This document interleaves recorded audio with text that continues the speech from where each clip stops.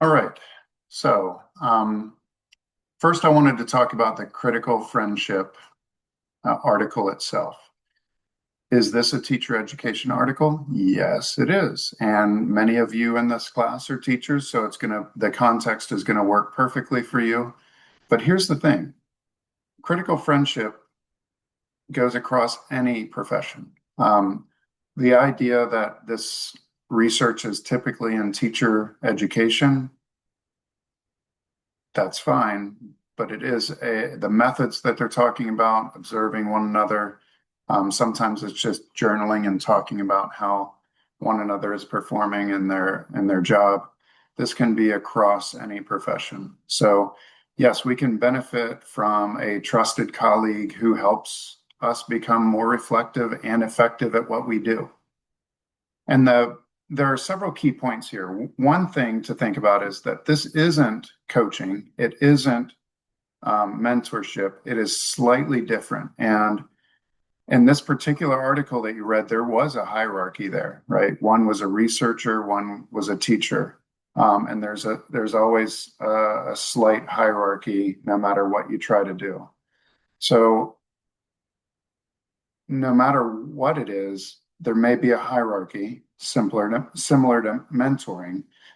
But the idea of critical friendship is that there's more of a symbiotic relationship. Not the coach is going to get something out of it. If it was coaching, right? Normally in coaching, you're really there for the person you're coaching. But in critical friendship, you're getting something out of it, and so is the other person, right? So and in many cases, and not necessarily this particular one, but many cases, each other are being critical. Each member of the critical friendship are back and forth, sort of giving observations about what each other are doing in their spots. So, as leaders, we have blind spots, and honestly, in any position, we have blind spots. So, when we sometimes can't see something, the other perspective might be able to see it. So having a critical friend provides us one other perspective that can help us notice things we would otherwise possibly miss. Um, Another important piece of this, although it says critical, and I know that mentioned this in the article, critical does not mean negative. It means that the goal of criticism in this particular method is growth. A good critical friend is going to ask questions, they're going to notice patterns, they're going to encourage reflection rather than just giving advice, which really sounds like transformational coaching, right? So that's why I really wanted to bring a couple articles of critical friendship in, because a lot of you may not actually be put in the position right now to be a coach, right? You might not apply for to be an instructional coach or a supervisor of some sort that's helping others learn to be better at their job. But a critical friendship can be done anywhere. So, other things that I thought were really important in this particular article were the ideas that there was a delayed reflection. Um, that doesn't always happen with critical friendship, but I liked it because a lot of times we're too busy to sit down after every single meeting of a critical friendship or observation or journaling time, and then we sit and we talk for an hour. These discussions can be really beneficial, but in order to work in a practical workplace, sometimes we only have one time a week or maybe even one time every 2 weeks to sit down and discuss things with our critical friend. And the idea that we can delay this had some benefits, right? One was the really cool idea that, wow, we both came up with the same things. Now, I will say that does not always happen. Sometimes you will be really surprised at what other people see that you've missed, and what other people might see as not positive. Sometimes you end up finding out things about yourself that you never knew. Um, but it's also important to understand that when you're working at the same institution and there may be other things at play, like a hierarchy, this can be something that can really weave itself in odd ways into this. So it's important they build relationships, just like we're talking about in the Aguilar's text, um, and that there's going to be social things that get in there too. So build this in a way that is going to build a relationship. I had a friend of mine who did critical friendships, had a critical friendship with her good friend at work. And the cool thing was they just would have on the weekend a a day where they would sit on their back porch, discuss their journals that they had for the week with a nice glass of wine and enjoy the evening. And these can be very positive friendship building activities, but it also helps you with your performance in whatever you're doing. Again, trust is a big deal here. So creating that relationship is great. This talked about how the researcher gains something and how the teacher gains something, but oftentimes you're in the same position, right? So a teacher and another teacher doing this would have been hierarchically even better, honestly. Um, so if you're in a supervisory position, having someone who is your subordinate critique you might be an issue, right? Because they feel like they can't say what they want to be able to say. And that's the most important part here, is finding someone who you can trust and they can trust you, that there's not going to be any problem if you bring up something that maybe their performance in one area could use some growth.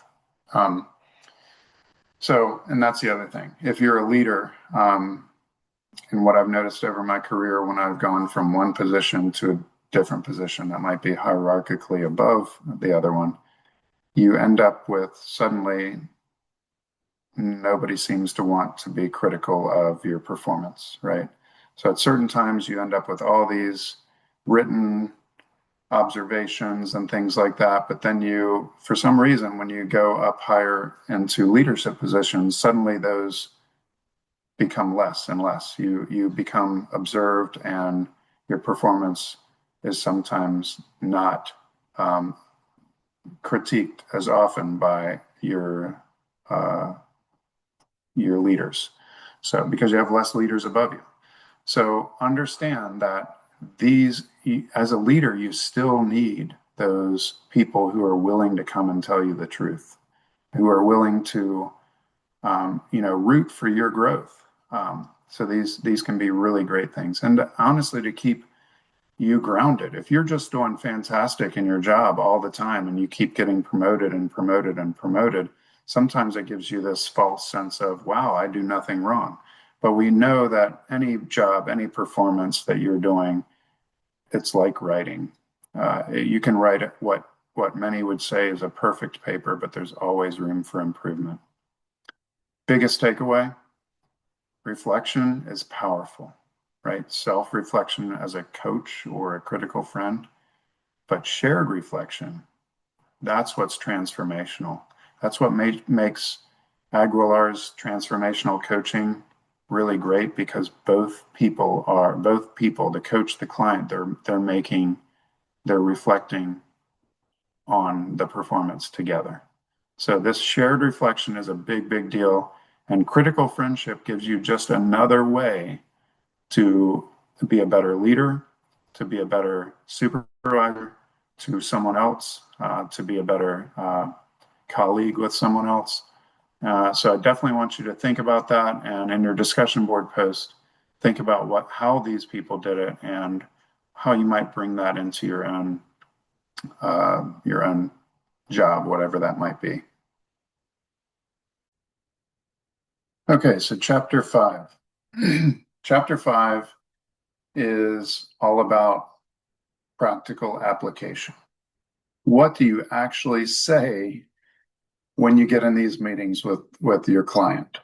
This can be very anxiety provoking, and I hope you notice that Aguilar, even though she's very experienced, talks quite a bit about the nervousness that she has going into first coaching meetings, right? And it is a nerve-wracking experience. So I've got a set of guided notes for you for this one so that you can really follow along with what I'm talking about today. And this hopefully should be pretty short. We're starting with that first set of guided notes. So what do most people think coaching is all about, right? They think it's all about giving advice. Even as clients, we assume that good coaches are going to solve all the problems for us. I saw that in your discussion board posts from earlier ones. So when we're thinking about this, Aguilar argues the opposite. If we solve everyone's problems, they become dependent on someone solving their problems, right? So just thinking through allowing people to come up with their own solutions, trying them out with our support, but allowing them to come up with those solutions, maybe even after we've provided them some options if they ask for them. We're going to build capacity as great coaches instead of dependence. So we want to help people build their capacity for problem solving instead of relying on us to give them everything, right? So who is doing the thinking? Well, this is one of my favorite ideas from the chapter.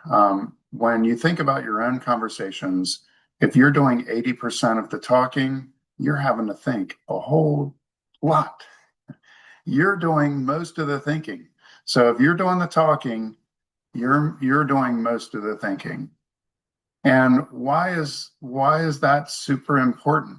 Well, because really during a coaching session, you want your client to be thinking a lot and reflecting a lot and going deeper and deeper into the weeds of whatever just happened, right? Whatever you're reflecting on. So these types of things are extremely important to think about when you are in a coaching conversation. And unfortunately, social discussions and the way that we've always done things and the way that we think about coaching can get in the way. We all have good intentions, but sometimes we accidentally stop people from actually thinking. I know I did it as a parent multiple times. And honestly, as a teacher, sometimes we give our students the answers before we allow them to think to possibly come up with it because we want to be helpful, right? And Aguilar identifies several habits that really hurt coaching conversations. So think about one that sounds most like you. Do you sometimes lead? You ask questions that are leading? Do you ramble through multiple questions? Do you sometimes, when you really want to get a point across and you hear that they're going down this road of thought that seems like it's going to take forever, you just want to interrupt them and give them the answer? Do you ask those why questions that really make them feel like it's too critical? All of these things were some of the things that can really lead people to either defend themselves, like why questions can do that. Interrupting can also bring up some negative feelings as well, but it also stops them from thinking, right? It stops them from thinking, it stops them from basically it sidesteps the coaching and it makes coaching problematic. If you're leading them, you're basically doing the directive coaching, because if you're saying, have you ever tried this method? What you're really saying is, try this method, right? And that's directive coaching. And no matter what type of punctuation you put at the end, if you're telling them to do something or leading them to do something, it's directive coaching. It's not transformational coaching. And while sometimes you're going to need to be directive, but if you want to become a transformational coach, you need to realize that when you're doing this, you're actually being directive. So yes, all of those, the rambling questions, these can just put too much cognitive load on the client, and it can also be very confusing. And we can only ask one question at a time, honestly. The Aguilar did say interrupting was okay at some points, right? When a coach or when a client is going down a negative, talking poorly about themselves, tearing themselves down, then yes, interrupting can be effective. But we don't want to interrupt in the middle of someone going down a story path of talking about what's going on, because a lot of times that leads to something that will be good for the client. We already talked about the why questions. So, so another thing about advice is, while it feels great for you as a coach, it makes you feel helpful. It does, it really stops you from being curious, honestly, because sometimes what ends up happening is it ends up stopping whatever depth we're getting ready to get into. So giving our advice is going to reflect our thinking, not theirs. Giving advice builds dependence, and questions build curiosity and problem-solving skills. And those are really important things. When you ask these questions, sometimes it can guide people to the right answer, but oftentimes it's them coming up with an answer that they know will work for them. And as teachers, or even in other professions, people's personal style is really important. If someone was to tell me that I need to vacuum out everybody's desks in the room and that's going to make me a better teacher, it might, for a little bit, but it's not something that's sustainable for me as a teacher. I think other things are more important. So understanding, giving that advice might be great for them because that's the type and style of teacher they might be, but it wouldn't be the style that I am. It's just not me, right? Same thing with leadership across the board. Allow people to come up with their own solutions and then help them and support them to get to it, and support them to experiment with them. Some of their solutions are not going to work. So that's something important to understand as well. Oh, goodness. What does WAIT stand for? This one was great, right? She gives us this simple strategy that we should all remember, and that is asking ourselves, why am I talking? Sometimes we want the silence to stop. We're uncomfortable. Sometimes we want to sound smart, right? We've got the answer. It's such a great answer. We read the research. We know it. And sometimes we talk just because we know we have the solution. So wait is something to help us think through, why am I really talking right now? What's going on? Did I really need to say this, or should I even say this yet? And the other thing too is we as coaches, we might hate silence, but that's a social construct, right? Coaching is different than regular conversation. We are trying to help people solve their problems. That takes reflection. Reflection requires real deep processing time. And, for me as a slow processor, and I know I've always been that, I like to have that silence every once in a while. Sometimes we can, as a coach, we can actually say, I'm gonna give you some time to think, right? Allow them that time to think. Be very clear about it if you need to be, if it's feeling awkward in that space. The other thing is better questions. What are some better questions that we can ask? How do questions normally start? Well, we've already heard that why is not a good way to start a question for a coach. But you need to be genuinely curious about what they're thinking, about their performance. You don't need all these magical questions. You don't need to memorize everything that Aguilar says, and all the sentence stems, but good questions normally start with what or how. And then you can follow up with, tell me more about this. And what else do you have? What else about this? These simple questions can create really deep conversations that lead to a building relationship, but then also it can lead to deeper reflection that you're hoping for. So now we're down to, if you're following on the guided notes, where the best coaches are trying not to ask the what. So that's where we are on the guided notes. Curiosity beats cleverness. When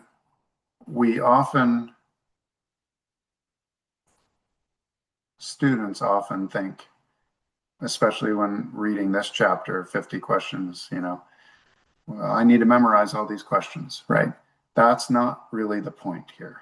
The point is, we as coaches, we shouldn't be trying to ask the most brilliant question, right? We're just trying to understand. We're trying to understand another human being and where they're coming from and why they're doing what they're doing, but we're not asking why explicitly.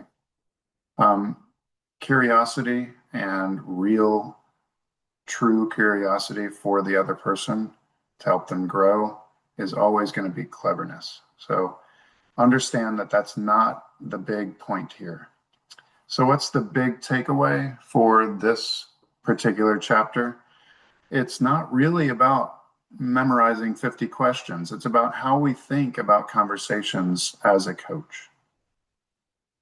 Real, true leadership as a coach or as a critical friend isn't about giving better advice. It's about helping others really think better and providing that extra perspective.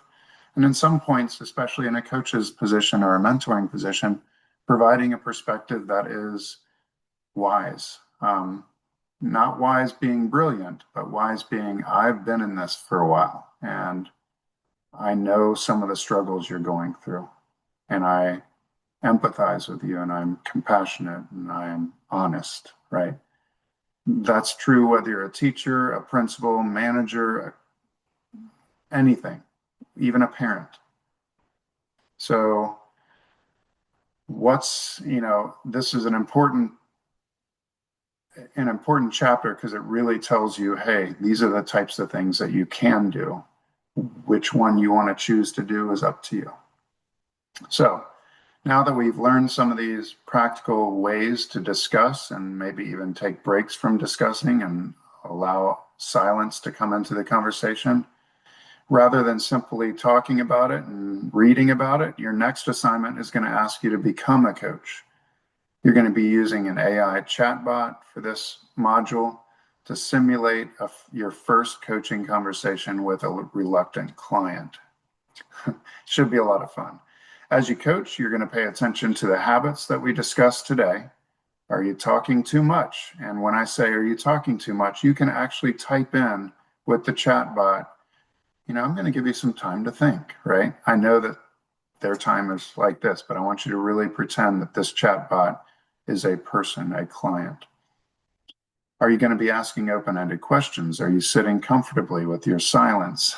You can take a break for a moment and really think. And that's what's great about this simulation is you do have that time. You can take a lot of time if you'd like to think through what question you're going to ask next. Most importantly, when you're talking with this chatbot, are you helping it think rather than solve the problem for themselves, or rather than trying to solve the problem on their own? I think you'll learn a tremendous amount about your own coaching habits by practicing them. So I'm really excited to see what you all come up with. I'm going to give you the prompt to put in. And if the prompt isn't working, because every chatbot is different, because that's how large language models work, then switch it up a little bit and just tell it to start over. You're really wanting it to take on a role for you. Okay. So this should be a fun one. I'm really excited to read these. So thanks so much, and I will talk to you next time.